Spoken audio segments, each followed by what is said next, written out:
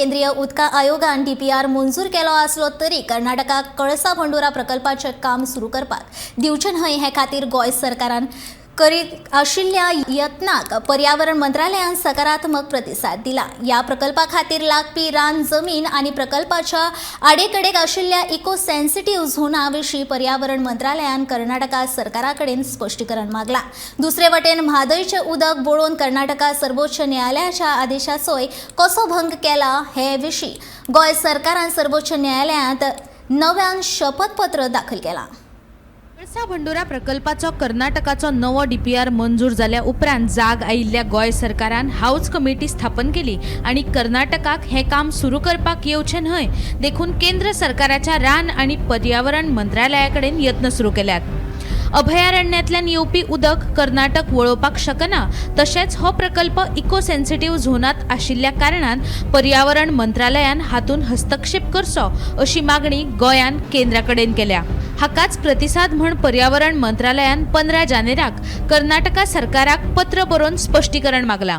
See, we have written to the MOAF, we have written to the CWC, we have written to everybody at the center, all the authorities, pointing out that insofar as the project of the Karnataka is concerned, it can never be approved for two reasons.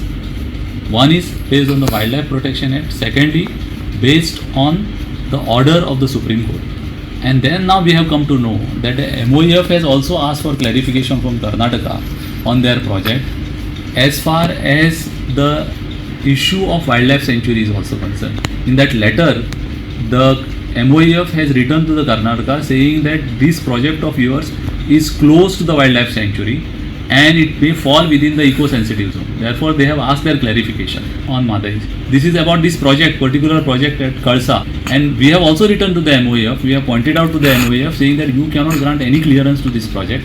Reason being, one thing is that this will affect the wildlife and there is an order of the wildlife order not to divert any water. Secondly, we have pointed out that they have made a statement in the Supreme Court that they will not go ahead with any construction. We feel that this is one positive step that has been taken by the MOAF. दुसरे वटेन कितेंय जालें तरी हो प्रकल्प करतलेच हाचेर कर्नाटक सरकार ठाम आसा। हाचे खातीर आमकां कोणाच्याच परवान्याची गरज ना अशें खुद्द कर्नाटकाचे मुख्यमंत्री आणि हेर मंत्री म्हणटा।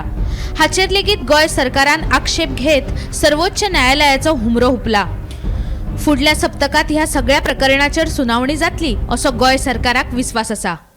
मैं बस इतना कहूँगा, चाहे कोई कुछ भी कह लीजिए, we are firm on our decisions और माधई के लिए जो कुछ करना है विच इज लीगली, टेक्निकली और politically we are doing it. The latest update is that we have filed additional documents before the Supreme Court as regards the new DPR and the conduct of the Karnataka government to say that we still want to go ahead with this construction without any permission whatsoever. That we are placing on record before the Supreme Court. Thereafter on 27th we are mentioning the matter before the Supreme Court to say that our application for interim relief should be taken up in the next week. And we hope that the Supreme Court will fix it somewhere in the next week. कळसा बंडोरा प्रकल्पाच्या कामाक कोणाच्याच परवान्याची आमकां गरज ना अशें कर्नाटका सरकार म्हणटा। हाचे मुखेल कारण म्हळ्यार कर्नाटकान मूळ डीपीआरांत बदल करून केंद्राक सादर केल्लो सुधारीत डीपीआर, जाका मान्यताय मेळ्ळ्या। मूळ डीपीआरांत अशे खंयचे बदल केल्यात कर्नाटका सरकारान ताचेर एक नदर मारुया। सुधारित डीपीआरांत प्रकल्पा खातीर आवश्यक आशिल्ली रान जमीन 426 हेक्टरा वयल्यान फकत 59 हेक्टर इतली कमी केल्या।